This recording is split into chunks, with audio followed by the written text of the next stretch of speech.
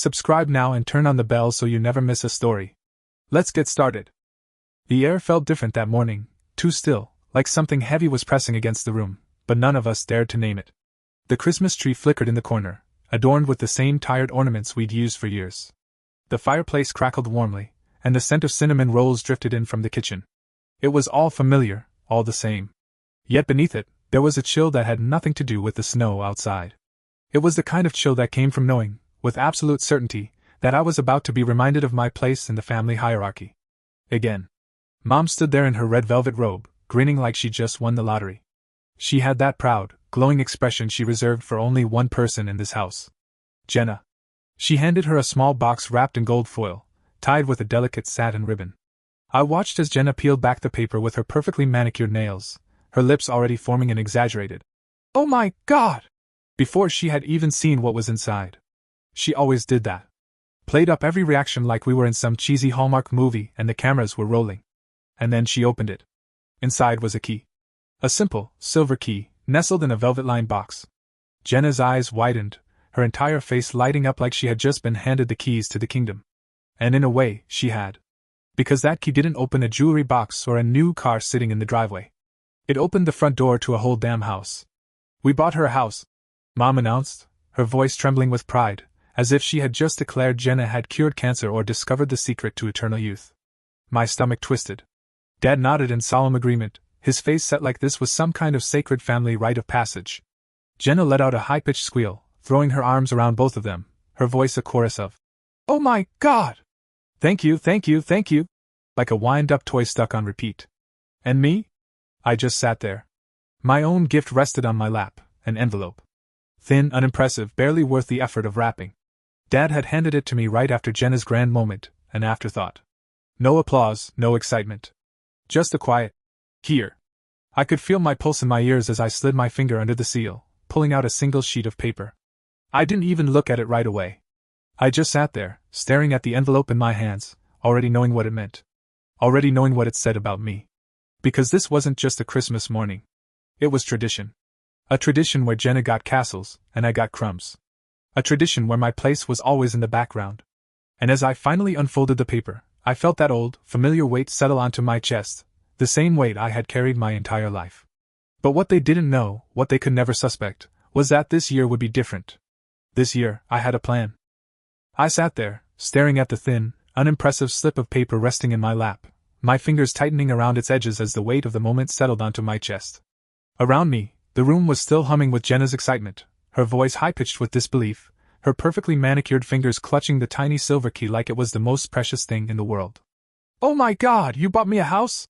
She kept repeating, her voice filled with rehearsed wonder, the same way she had performed every big reaction since we were kids, as if we lived inside some scripted family drama where she was the star.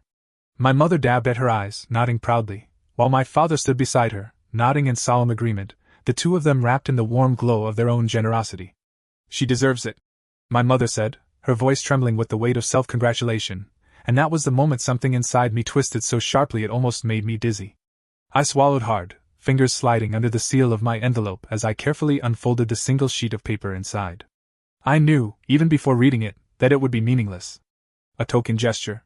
Maybe a check for a few $100s, maybe a forced sentiment scribbled onto a pre-written card. It didn't matter. Because this wasn't about the gift. This wasn't even about Jenna. It was about what it had always been about, who mattered, and who didn't. The memories pressed in before I could stop them, old wounds splitting open like they had been waiting for this moment to remind me of their existence. My 9th birthday. The night before, I had stayed up late baking my own cupcakes, carefully frosting them under the dim kitchen light while Mom sighed impatiently, glancing at the clock because Jenna had a ballet rehearsal early the next morning and she didn't want to be late. I went to bed that night buzzing with excitement, thinking maybe this year would be different. Maybe this year I'd wake up to a celebration, to a kitchen filled with laughter and balloons and the smell of pancakes. But when I tiptoed downstairs, the house was quiet. There was no card, no wrapped presents waiting on the counter, just the faint smell of burnt toast and my mother, sipping coffee while she checked the schedule for Jenna's rehearsal. My high school science fair. I had spent weeks perfecting my project, a fully functional hydroelectric dam model that had impressed my teachers so much they encouraged me to enter it into the state competition. The night I won first place, I looked out into the audience, scanning the crowd for a familiar face, but my parents weren't there. My dad had a golf game he couldn't reschedule. My mom had to drive Jenna to a last-minute audition.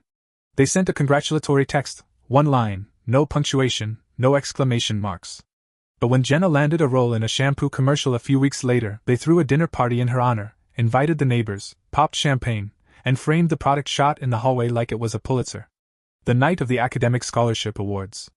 My name was called, my heart pounded, and I walked onto that stage feeling, for the first time in my life, like I had done something big enough to be seen. The applause was deafening. My teachers beamed with pride. My classmates clapped. And there, sitting in the front row, was my mother. Not clapping. Not smiling. Scrolling through her phone. When I stepped off the stage, award in hand, she barely glanced up.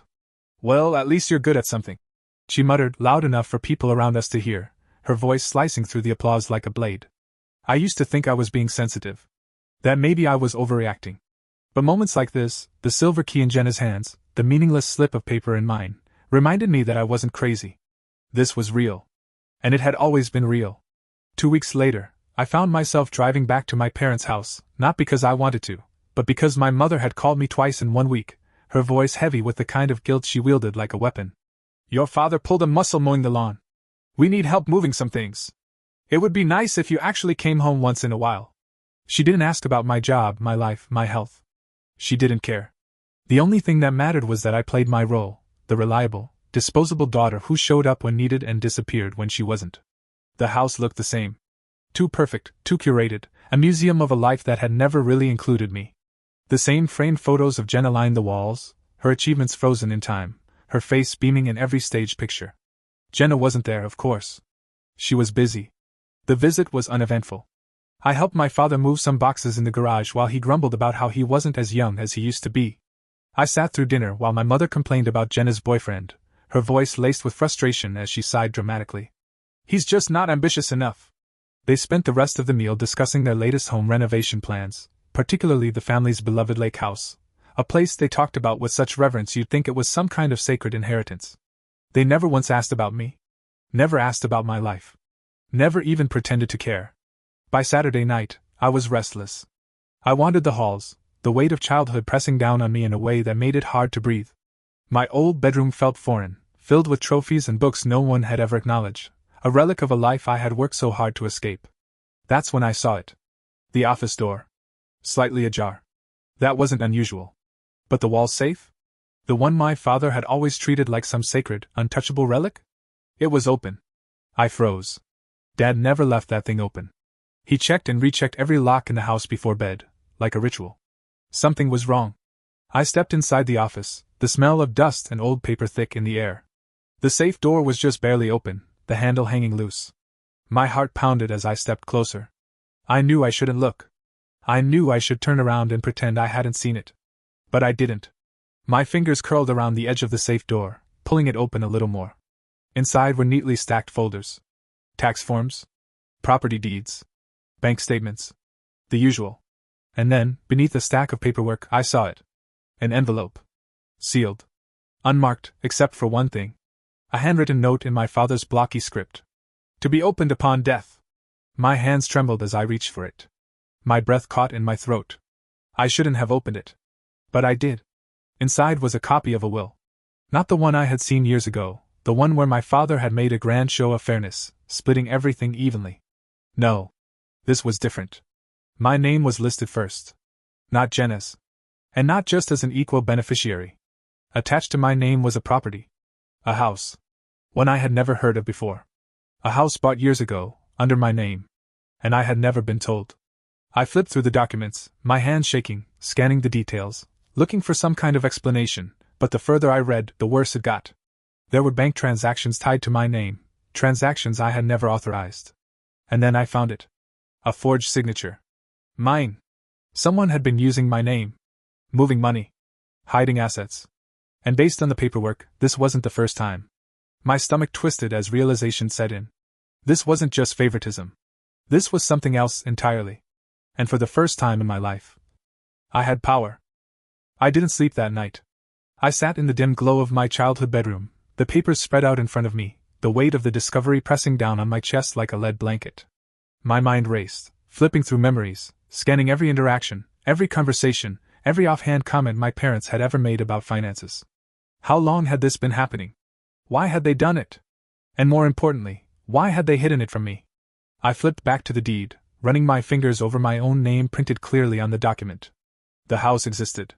It was real. And according to the records, it had been purchased nearly 5 years ago, quietly tucked away under my name, while they had continued parading Jenna around as the golden child. My stomach churned. It didn't make sense. If they were so obsessed with Jenna, if they had spent our entire lives making sure she had the best of everything, why was my name on this? Why had they spent years pretending I was insignificant while, in secret, securing assets in my name? I sifted through the rest of the documents. Bank transfers, asset reallocations, even loans taken out under my name, all without my knowledge. Some of them went back a decade. And then I saw it. A signature.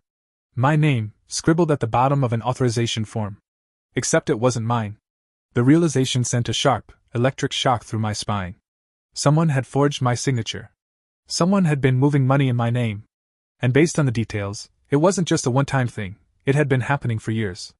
I sat there, staring at the papers, my pulse pounding in my ears, the betrayal sinking into my bones. I had spent years believing I was invisible, believing they had cast me aside without a second thought. But this? This wasn't just neglect. This was something else entirely.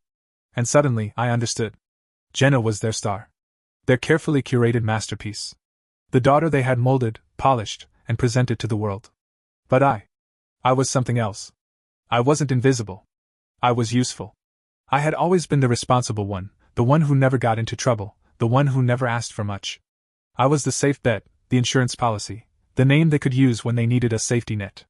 And they had never planned on me finding out.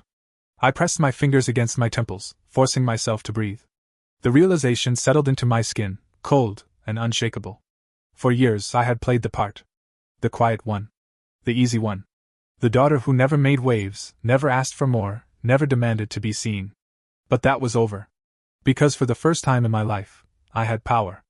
And I was going to use it. The next morning, I left before breakfast. My mother barely looked up from her coffee when I muttered an excuse about work, her only response a distracted "Drive safe." My father nodded, still half asleep, never suspecting that just hours earlier, I had been sitting in his office, unraveling the carefully constructed financial web he had spent years building. I drove back to my apartment in silence, my mind a whirlwind of calculations, possibilities, and cold, sharp intentions. I didn't need to yell. I didn't need to confront them. That wasn't the way to win. If they had spent years believing I was insignificant, then that was exactly what I was going to let them keep believing. I spent the next 2 months preparing. First, I contacted a lawyer. Someone I trusted. Someone who wouldn't flinch when I slid the stack of documents across the table and said, "Tell me exactly how much trouble they could be in." We combed through everything. Every forged signature, every unauthorized transfer, every quiet financial decision that had been made without my knowledge. The deeper we dug, the uglier it got. And then we found it. The lake house. The one they had been gushing about over dinner. The one they had been renovating for years, pouring money into like it was their greatest treasure. Except, there was a problem. They had mortgaged it. And not just once. 3 years ago, my father had taken out a loan against the house, a massive one, to cover a failed business venture. Jenna's failed business venture. She had tried to launch a clothing line. It had flopped spectacularly. And rather than let their golden child face the consequences, my parents had quietly cleaned up the mess, pulling money from wherever they could to pay off her debts. But they had fallen behind. The bank had been patient. For a while. But the payments had continued to slip, and by the time I had found out about it, the house was already on the auction list. And that was when I made my move. I didn't warn them. I didn't confront them. I simply bought it. Legally. Quietly. Through a third party. It took a few weeks to orchestrate, a few more to finalize the paperwork, but when it was done, when I held the deed in my hands, the satisfaction that flooded through me was indescribable. Because I hadn't just taken their beloved lake house. I had taken the one thing they never thought they could lose. And they had no idea. I played my part well. When Mom called to complain about financial stress, I made all the right sympathetic noises. When Dad forwarded me job listings with, "Thought this might be more your speed," in the subject line, I responded politely. When Jenna sent voice notes about her latest, exciting project, I listened. And I waited. Waited for the perfect moment. Waited for Christmas morning. Because if they had spent my entire life using that day to remind me of my place, then it was only fair that I used it to remind them of theirs. Christmas morning arrived, and with it, the same tired script. Jenna received a designer handbag. Mom gushed over her. Perfect little angel. Dad beamed with that look of indulgent pride he reserved only for her. And then, it was my turn. I handed my father a small, unremarkable white box. No ribbon. No decorations. Just clean, sharp edges and the weight of something far heavier than they could ever anticipate. He laughed, shaking it slightly, throwing Jenna a smug grin. Feels light. You didn't get me socks, did you? I smiled. Just open it. He did. Inside was an envelope. A single, ivory-colored envelope, thick and expensive, with an embossed seal pressed neatly across the flap. His laughter faltered slightly as he unfolded the papers inside. His eyes scanned the first few lines, his face shifting from amusement to confusion. Then, realization. Then panic. His breath hitched. His fingers tightened around the pages. His mouth opened, but no words came out. Mom leaned over his shoulder, eyes narrowing, her expression still hovering somewhere between mild annoyance and curiosity. But as her gaze landed on the document's bolded header, her lips parted slightly, her face draining of color. Jenna, still oblivious, took another sip of coffee. What is it? I watched them. Watched it sink in. And then I said the words that I had waited my entire life to say. I own the lake house now. Silence. Thick. Dense. Absolute. I leaned back in my chair, my smile soft. Merry Christmas. The silence that followed my words was so absolute, so deafening, that for a moment, I wondered if time itself had stopped.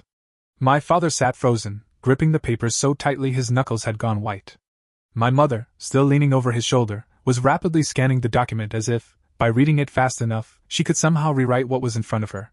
Jenna, completely oblivious, let out a small laugh, stirring her coffee, her polished nails clinking lightly against the porcelain. Wait, what? What do you mean you own the lake house? She looked between us, waiting for someone to fill in the blanks, waiting for our parents to reassure her, waiting for this to be some elaborate joke. But no one spoke. No one moved. And then, finally, my father inhaled sharply, sitting up straighter, his expression shifting from shock to something colder, sharper, anger laced with desperation. This isn't possible, he muttered, flipping through the papers as if a different answer might appear on the next page. The bank, no. This is a mistake. I tilted my head slightly, watching him. No. It's not. My voice was calm, steady. I had rehearsed this moment in my head 1,000 times. The reveal. The reaction. The realization.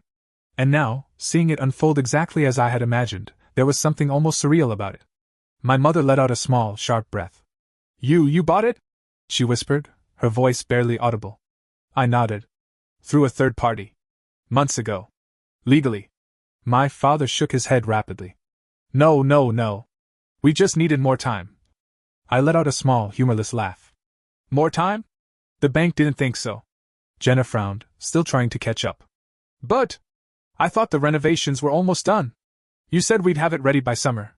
Mom turned to me, her face tight, her voice dropping into the controlled, almost motherly tone she always used when she wanted to make me feel guilty. You don't understand, sweetheart. That house, it was always meant to stay in the family. I raised an eyebrow. The family? You mean Jenna's family? Her mouth opened, then closed. And there it was. That single second of hesitation. That flicker of truth in her eyes. Because deep down, we all knew what she had really meant. Jenna's. Not mine. Never mine. Why would you do this? My father asked, his voice strained, a mix of frustration and disbelief. Why would you go behind our backs like this? Something in me snapped. I leaned forward, resting my elbows on my knees, my eyes locking onto his. Why? I repeated, my voice quiet but razor sharp. Do you really want to ask me that? After everything? He flinched. Just slightly. But I saw it.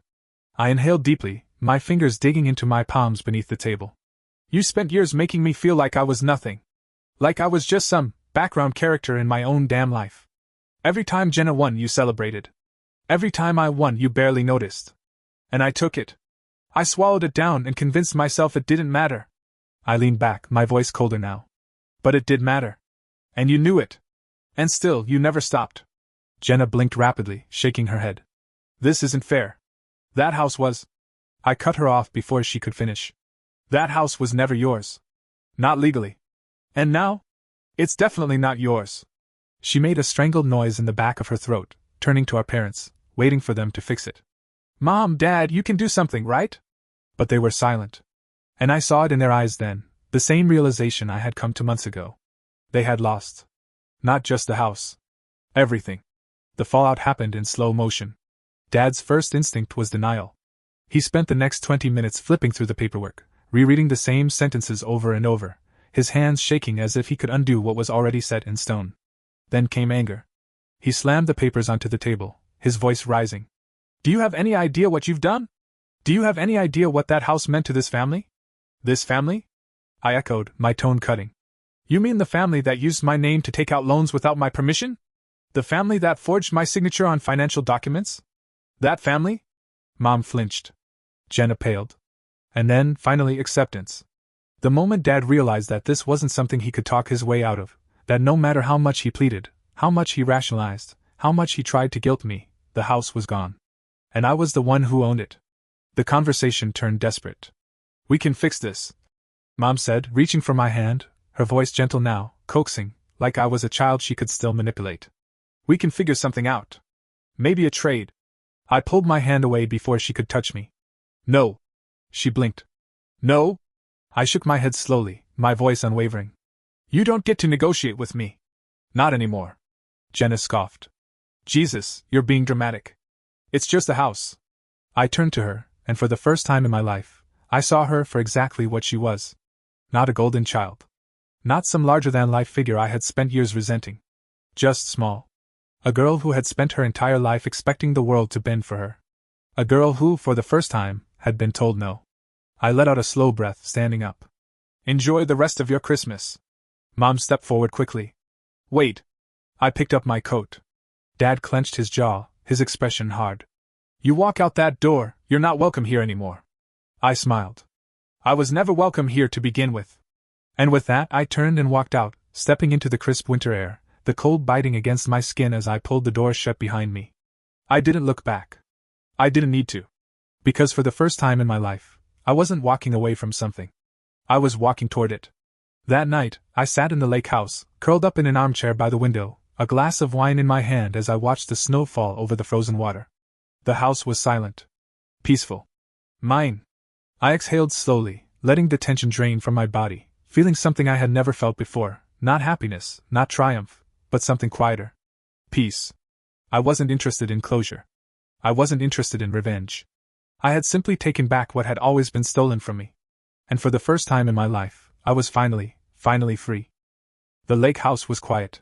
The kind of quiet that settled deep into your bones, pressing into every corner of the space like a long-forgotten memory. I sat by the window, a blanket draped over my shoulders, a glass of wine resting against my palm, watching the snow drift lazily over the frozen lake. The reflection of the moon shimmered against the ice, casting a pale glow over the world outside, a stark contrast to the storm I had left behind. For the first time in my life, I was alone. And yet I had never felt less alone than I did in that moment. The silence wasn't heavy. It wasn't suffocating.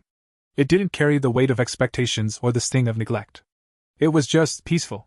And that was the strangest part of it all. Because for so long, I had convinced myself that what I wanted, what I needed, was some kind of reckoning. A confrontation that would finally force them to see me, to acknowledge me, to understand everything they had done. But now, sitting here, in this house that was mine, the idea of closure felt almost laughable. There was no closure. Because there had never been anything to close. They had made their choice. They had spent years showing me exactly who they were, exactly what I meant to them. And for too long, I had let myself believe that if I just tried harder, if I just earned it, one day they would love me the way they loved Jenna. But love, real love, wasn't something you had to earn. And that was what had set me free. I took another slow sip of my wine, my fingers tracing absent patterns along the rim of the glass, my mind drifting back to the moment I had left the house. The look on my father's face, the sharp edge of betrayal in my mother's eyes, the stunned silence from Jenna as she realized, maybe for the first time in her life, that she wasn't untouchable. That moment should have felt like a victory. But it didn't. Because this was never about revenge. This was about taking back what was mine. And I had. The fallout was inevitable. A week passed before my mother called. I didn't answer. Then another. Then another. The voicemails piled up, each one more desperate than the last. We need to talk. Your father is devastated. I don't understand why you're doing this. Each message was laced with something she had spent years perfecting, the ability to twist the situation into something that made her the victim. She wasn't calling because she cared. She was calling because, for the first time, I had done something they couldn't control. The next call was from my father. I didn't listen to it. Then Jenna. That one I played? Her voice was sharp, clipped, none of the usual honey sweetness she used when she wanted something. You really think this makes you special? You think this makes you the winner? Fine. Take the stupid house. But don't expect anyone to come crawling back to you when you realize how miserable you are alone. I smiled. Because that was the thing she would never understand. I wasn't miserable. For the first time, I was free. I deleted the message. A month passed. Then 2. Then 3. I didn't reach out. They didn't either. Or at least, not in any way that mattered. The calls slowed. The emails dwindled. The only time I heard about them was through mutual acquaintances, neighbors, distant relatives, the occasional slip of conversation in places they didn't expect me to hear. They were struggling. The renovations had drained more money than they had let on. The lake house had been their final safety net, the thing they had banked on to keep themselves afloat. Without it, the cracks were starting to show. Dad was furious. Mom was trying to hold everything together. Jenna had convinced herself this was temporary. That someone, would come along and fix it for her. And me? I didn't care. Because their problems weren't mine anymore. I spent my days in the lake house, fixing the small things, repairing what needed to be repaired, letting the place become something real instead of just an investment, a project my parents had poured money into but never truly loved. I found pieces of them everywhere, the faded outlines of old furniture on the wooden floors, the chipped paint in the hallway where Jenna had once thrown a tantrum so loud the neighbors had called to check in. But I also found myself here. In the way the house settled at night, quiet but never empty. In the way the sun streamed through the windows in the morning, spilling warmth onto the kitchen floor. In the way the air smelled different here, cleaner, sharper, like it had been waiting all these years for someone to finally breathe it in. I wasn't lonely. I wasn't bitter. I wasn't waiting for an apology that would never come. Because the truth was, I had already won. Not because I had taken the house. Not because I had outsmarted them. But because I had finally stopped waiting for them to love me. And that was worth more than anything they had ever given Jenna. More than any house. More than any inheritance. Because this wasn't just about money. It was about power. And for the first time in my life, I was the one holding it. I never saw them again. Not really. Years passed. The occasional email would find its way into my inbox, an impersonal, forced. Hope you're doing well. Followed by a passive-aggressive. It would be nice to hear from you. I never replied. Jenna moved on. Mom still told people she had 2 daughters, though I'm sure, in the privacy of her own mind, she only counted 1. Dad never forgave me. And I never cared. Because at the end of the day, this wasn't about them. It was about me. And the life I had built, away from their expectations, away from their control, away from the small, suffocating box they had tried to shove me into my entire life. The lake house was mine. My life was mine. And for the first time in forever, I was exactly where I was meant to be. The wind howled outside, the lake frozen over in a sheet of white. I wrapped the blanket tighter around myself, watching as the world settled into its quiet winter stillness, the house creaking gently in response to the cold. This was home now. Not because of the walls or the furniture or the memories. But because I had made it mine. And as I sat there, staring out at the endless stretch of snow, I realized something I had never let myself believe before. I had never needed them. Not then. Not now. Not ever. And that was the most freeing thing of all. There are moments in life when we find ourselves standing at a crossroads, forced to choose between what we have always known and what we truly deserve. This story is not just about revenge or financial maneuvering, it is about something much deeper, the realization of self-worth, the courage to walk away, and the undeniable power that comes with finally choosing yourself over the expectations of others. The lessons embedded in this journey are universal, applicable to anyone who has ever felt overlooked, undervalued, or underestimated. It is about breaking free from the narratives imposed upon us and reclaiming control over our own lives. One of the most profound lessons in this story is that we do not have to accept the roles assigned to us by others. For years, the protagonist lived under the shadow of her sister, watching as her efforts were dismissed, her achievements minimized, and her worth reduced to an afterthought. She was conditioned to believe that her place was in the background, that her needs and desires were secondary to those of her family's golden child. And yet, despite this conditioning, there was always a small voice inside her that questioned it, that whispered, "This isn't right. This isn't fair." But when you grow up in an environment where love is conditional and approval is selectively granted, you learn to silence that voice, convincing yourself that maybe you are just being overly sensitive, that maybe you should just be grateful for what little you are given. But the truth is, you are not obligated to shrink yourself to make others comfortable. There is no honor in staying silent while others take from you, manipulate you, and dismiss your existence as something inconsequential. The protagonist's decision to fight back was not driven by vengeance, but by clarity, the realization that she had power, that she was not just a passive player in their game, but someone who could change the rules entirely. This leads to the second powerful lesson: sometimes, silence is the loudest form of power. When we think of revenge, we often picture dramatic confrontations, explosive arguments, and moments of fiery retribution. But real power? Real revenge? It often comes in the form of quiet, deliberate action. The protagonist never screamed at her family. She never begged for their love. She never lashed out or broke down in tears demanding to be treated fairly. Instead, she planned. She watched. She waited. And when the time came, she delivered her final move with precision, with calm detachment, with the understanding that true victory does not come from proving your worth to people who never valued you, but from removing yourself entirely from their grasp. Revenge is not always about destruction. Sometimes, it is about taking back control. She did not destroy them, she simply reclaimed what was already hers. She did not go out of her way to ruin their lives, she simply removed herself from the equation, forcing them to confront the consequences of their own actions. And that was more powerful than any heated argument, any dramatic showdown, any desperate plea for recognition. Another vital lesson is that people will always try to rewrite the story to paint themselves as the victim. The moment the family realized they had lost, they did not reflect on their own mistakes. They did not acknowledge their years of neglect, their blatant favoritism, their financial manipulation. Instead, they played the victim. How could you do this to us? Why would you betray your own family? We just needed more time. This is a common reaction from those who have spent their lives taking without consequence. They are not upset because they have been wronged, they are upset because they are no longer in control. When people have benefited from your silence, they will always frame your voice as an act of aggression. When people have profited from your compliance, they will see your resistance as cruelty. But you are not responsible for their discomfort. You are not responsible for making them feel better about the harm they have caused. This is where another fundamental truth emerges. You do not owe anyone an explanation for choosing yourself. When the protagonist walked out of that house, she did not justify her actions. She did not defend herself against their accusations. She did not try to make them understand. Because understanding was never the point. They would never understand, because they had never cared to.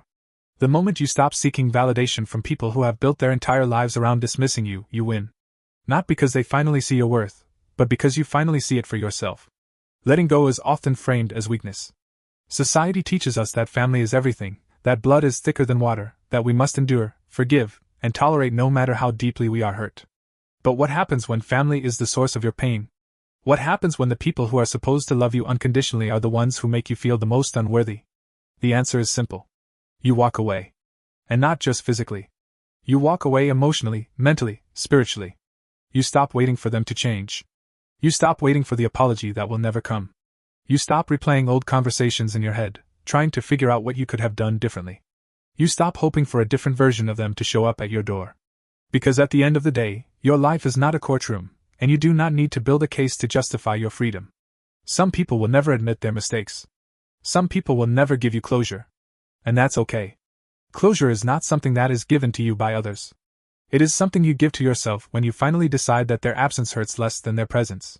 This brings us to perhaps the most liberating truth of all. You do not need permission to be happy. For so long, the protagonist's life had been defined by waiting. Waiting to be seen. Waiting to be loved. Waiting for the moment when she would finally be enough. And when that moment never came, she convinced herself that maybe it was because she had not tried hard enough. That maybe if she just achieved more, worked harder, made herself smaller, more palatable, more digestible, then maybe, just maybe, they would finally give her the approval she had spent her entire life chasing. But the most painful lesson she learned was that some people will never love you the way you need them to. And that is not your fault. It is not because you are unworthy. It is not because you did something wrong. It is simply because they are incapable of giving you what you deserve. And when you finally accept that, when you finally stop trying to make them into something they will never be, you set yourself free. Because happiness is not something that is granted to you by others. It is not something you have to earn through suffering, or something that only exists once you have proven yourself worthy of it. Happiness is something you create for yourself, on your own terms, in your own time. And the moment you stop waiting for permission to live your life is the moment you truly begin to live it. The protagonist didn't need them to apologize. She didn't need them to change. She didn't need them to recognize her worth. She just needed to recognize it herself. And once she did, once she finally stopped waiting, once she finally let go, she won. Not in the way they would have defined victory. Not in a way that required their acknowledgement. But in a way that mattered. She was free.